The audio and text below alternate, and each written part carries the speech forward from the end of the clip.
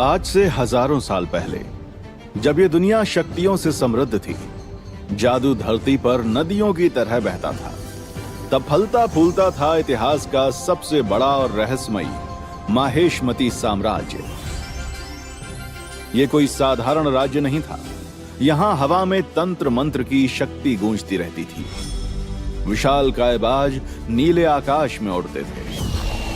माहेशमती साम्राज्य के शासक महाराजाधिराज मगाधीश के न्यायपूर्ण शासन में चारों ओर खुशहाली और शांति थी। जहां आश्चर्यजनक ताकतों वाले योद्धा रहते थे, पर इस साम्राज्य का सबसे ताकतवर योद्धा था यहां का 20 साल का महेंद्र सिंह विद्रोही। महेंद्र सिंह सबका प्यारा, सबका दुलारा और सबका रक्षक था। माहेशमती की जनता उस पर जान छिड़कती थी। उसकी वीरता की कथाएं साम्राज्य के हर कोने में गूंजती थीं। पर एक दिन एक श्राप की वजह से उसे चोर समझकर काल कोठरी में डाल दिया महाराज मगाधीश ने और मौत की सजा सुना दी। इस घटना के हजारों साल बाद एक शिव मंदिर के बाहर उस बच्चे के रोने की आवाज से मानो पूरा प्रांगण गूंज रहा था। रोज 4 बजे सुबह मंदिर आकर सेवा करने वाली शांति देवी ने जब ये आवाज सुनी तो मानो उनका कलेजा फट पड़ा। शादी के दूसरे ही साल एक बच्चे को गोद में लिए शांति देवी विधवा हो चुकी थी। इसलिए इस अनजान और बेसहारा नन्हे बच्चे के रोने का मतलब उन्हें अच्छे से पता था कि उसे भूख लगी है। भगवान को भूलकर वो बच्चे की तरफ दौड़ी। एक गजब की आभा थी उस चिथड़े में पड़े उस बच्चे के चेहरे पर, मानो उस रात आसमान से टूटकर ध्रुव तारा जमीन पर आ गया हो। बच्चे को देखते ही शांति की ममता किसी ज्वार भाटे वाले समुद्र की तरह उमड़ पड़ी। उसने तुरंत उस बच्चे को अपनी छाती से लगाकर दूध पिलाया। तभी शांति की नजर पड़ी उस कपड़े में लिपटे एक सुनहरे पन्ने पर। उस पन्ने की चमक तो मंदिर में विराजित राधा रानी के सोने के झुमकों जैसी थी। एक अजीब सी दैविकता थी उस पन्ने में। शांति ने जैसे उस पन्ने को उठाने की कोशिश की, अचानक से तेज हवाएं चलने लगी। आसमान के चांद की रोशनी मानो एक जगह एकत्रित होकर पन्ने पर पड़ने लगी और वो पन्ना देखते ही देखते हवा में उड़ने लगा और शांति के चेहरे के सामने आकर रुक गया। उसमें से आवाज आई, मां, आज से तुम इस बच्चे की भी मां हो। ये सिर्फ एक बच्चा नहीं है, ये इतिहास की एक ऐसी जिम्मेदारी है जो परमात्मा ने तुम्हारी गोद में डाली है। इसका ख्याल रखो। सही समय आने पर मैं इसे इसके जीवन का सही मकसद बताऊंगा।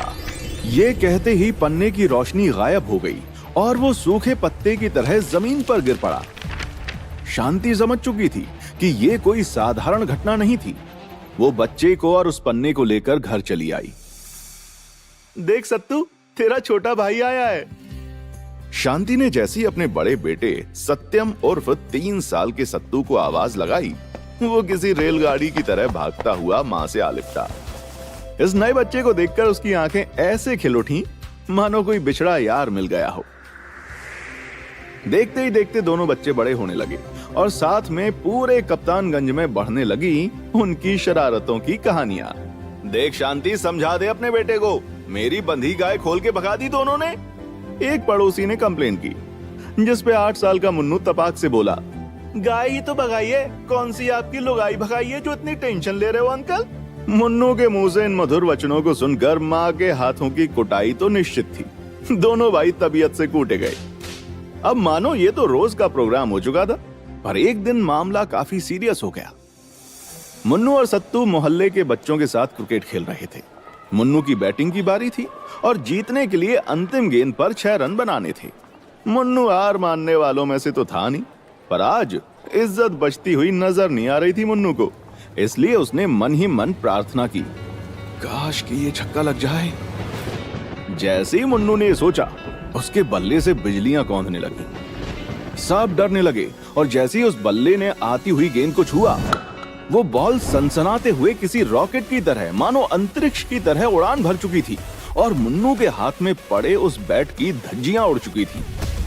सिर्फ हैंडल हाथ में रह गया था। ये नजारा गांव वालों ने सिर्फ फिल्मों में देखा था। इसे हकीकत में देखकर मानो सब हिल गए। ये जादू हुआ कैसे? लोग तरह तरह की बातें करने लगे। इतनी ताकत कहां से आ गई इस बच्चे में? अरे मुझे तो लगता है ये कोई काला जादू का खेल है। अरे भाई, मुझे तो पहले से ही शक था। इसकी माँ इसे किसी तांत्रिक से लेकर आई है। नन्ही उम्र में ये ताने सुनकर मुन्नू सहम गया, पर ये देखकर सत्तू कहाँ चुप रहने वाला था। अबे चमन चिंदी चोरों, भूत की औलादों, अगर किसी ने मुन्नू को कुछ कहा तो खोपड़ी की खटिया में खटमल छोड़ देंगे, छाती पर बैठ के गर्दन मरोड़ देंगे, माँ कसम दोनों आंखों की ट्यूबलाइट फोड़ देंगे। सत्तू ने धमकी तो दे दी, पर बात ज्यादा दिन तक दबने वाली नहीं थी। कुछ दिन बीत गए। लोगों के दिमाग से बात लगभग निकल ही गई थी कि होली पर एक और कांड हो गया। जब मोहल्ले के कुछ बड़े लड़कों ने अपनी धाक दिखाते हुए मुन्नू और सत्तू को नाले में फेंकने की कोशिश की, तो अचानक से मुन्नू में गजब की ताकत आ गई और उसने खुद से 3 फीट बड़े लड़के को ऐसे पटका कि उसकी 14 हड्डियां टूट गईं। मुन्नू खुद हैरान था कि अचानक से उसके पास इतनी शक्तियां कहां से आ जाती हैं। पर इस घटना के बाद धीरे धीरे पूरा मोहल्ला मुन्नू और उसके परिवार पर काला जादू के इल्जाम लगाने लगा, जिससे उसका जीना मुश्किल हो गया और शांति को अपने बेटों को लेकर शहर बदलना पड़ा।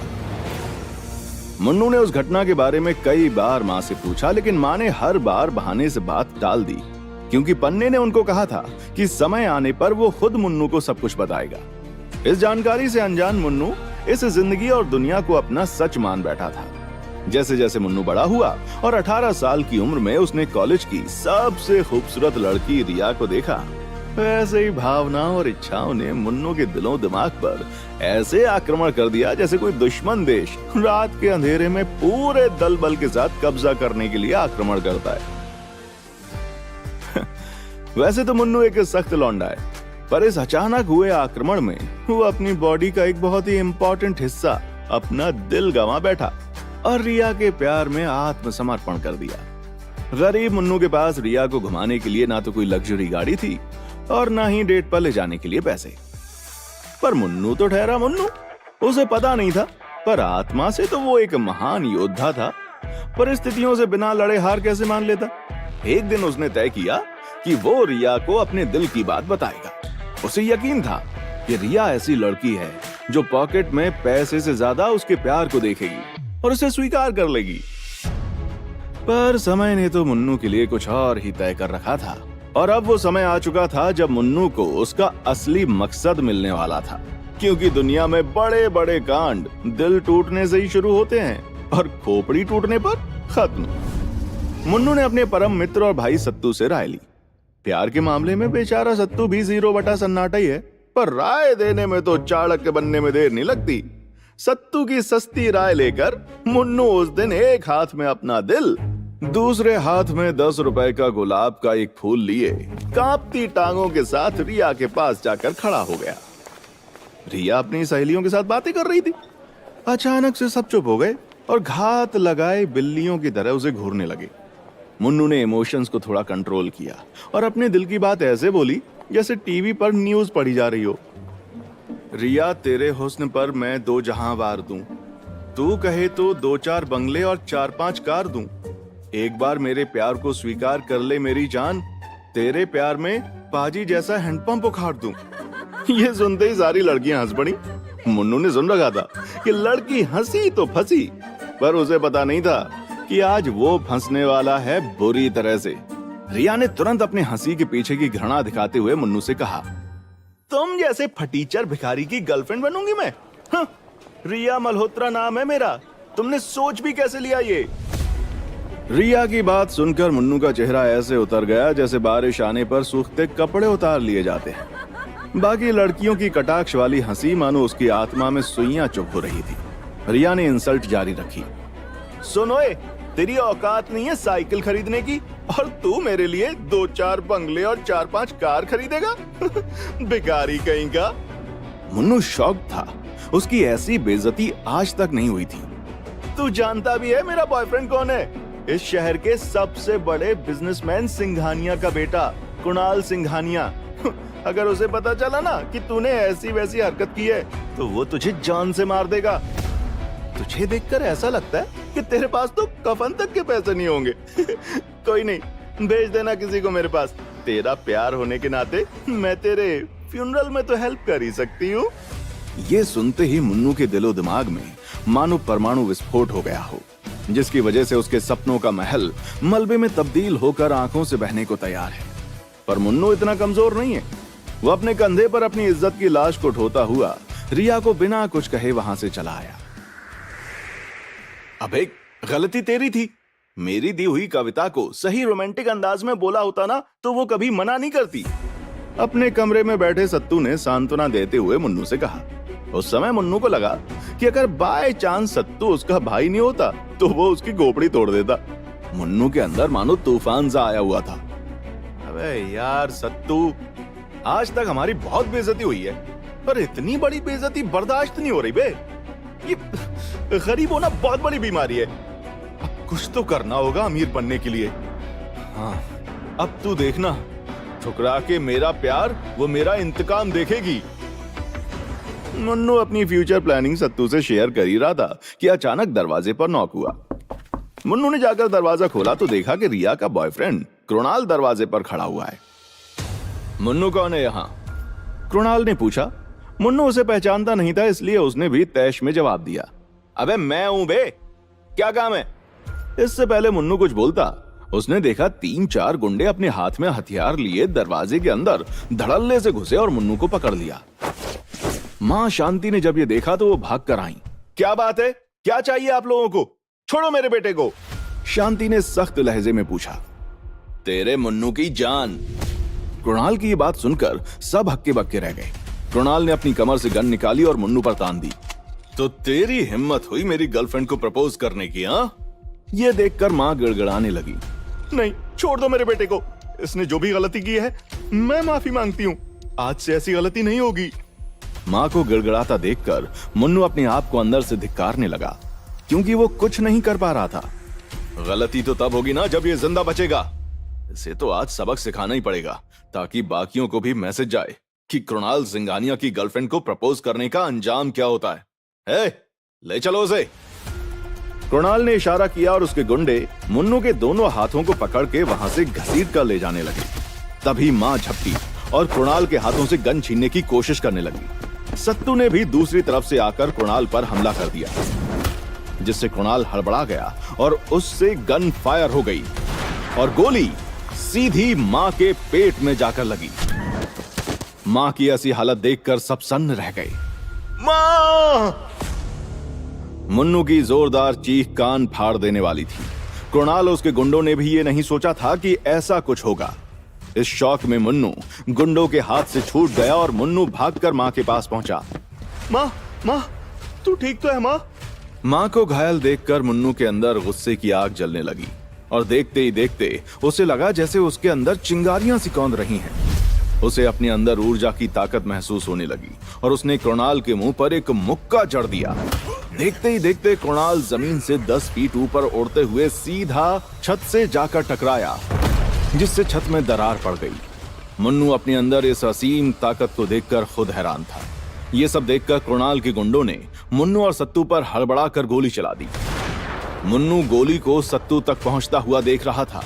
वो सत्तू को बचाने के लिए कूदा, पर उसे पता था वो सत्तू तक नहीं पहुंच सकता। सत्तू नहीं! मुन्नू अपनी कोशिश में हारने ही वाला था कि उसे लगा जैसे उसके आसपास सब कुछ रुक गया है। तभी पूरा कमरा मानो एक दैविक रोशनी से जगमगा गया। मुन्नू हैरान था। उसने देखा कि मां के संदूक में से सूरज सा जगमगाता हुआ एक सुनहरा पन्ना हवा में उड़ते हुए उसकी तरफ आ रहा है। मुन्नू, अब समय आ चुका है।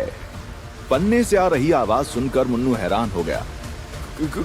कौन हो तुम और ये सब क्या हो रहा है?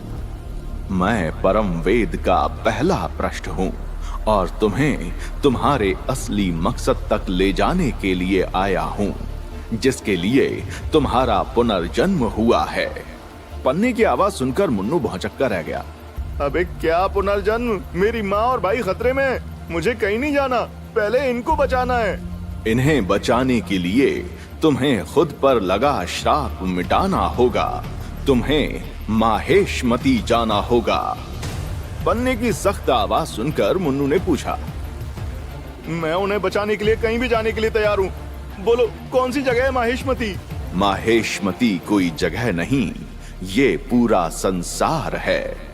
पर समय में 5432 साल पहले। 5432 साल पहले? ये सुनकर मुन्नू के होश उड़ गए। ये कैसा श्राप है मुन्नू की किस्मत पर जो हजारों साल तक उसे परेशान कर रहा है? क्या मुन्नू अपनी किस्मत के श्राप को खत्म करके अपनी माँ और भाई को बचा पाएगा? क्या मुन्नू माहेशमती वापस जाकर महेंद्र के साथ हुए अन्याय का पता लगा पाएगा?